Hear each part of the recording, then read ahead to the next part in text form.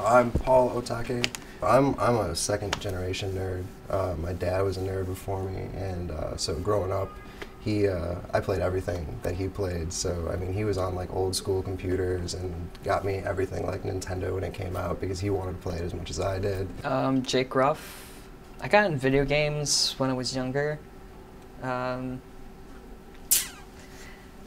friends would play them a lot, so I would bug my parents to get me one of those little Game Boys. Some of the early games I remember getting for that was Metroid Fusion. That one sucked so much life out of me, but it was so good. It was a good game, and the Spider-Man movie game for the Game Boy. Those were my first two like owned video games. What captivates me most on game design?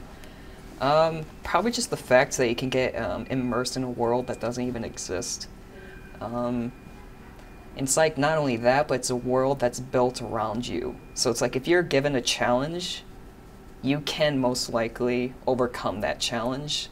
Unlike the real world where you're given a challenge, you necessarily can't overcome it because the world isn't built around you. You asked earlier what we were passionate about in video games, and I wouldn't say that I'm really passionate about video games. Like, I like video games, they're fun. I'm passionate about art, all different kinds of it, and I think that, yeah, video games is just another medium for that. I like to draw.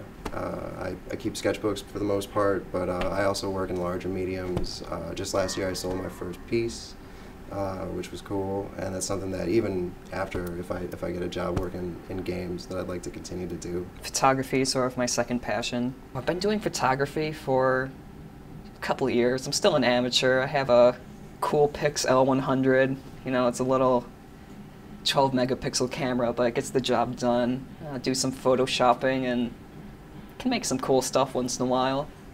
I would like to see, I mean, in a general sense, in making a game, I would just like to make something that is a bit more engaging than most video games are. Yeah. I think that a lot of the mentality that video games are for kids is still pretty prevalent, even in a market that's dominated by middle-aged players and like kids who are our age and stuff. So they definitely need to start taking it up a notch, stop making things so almost sheltered. It seems like video games try to run away from the real world, but I would love to see it start bringing the real world into the video games.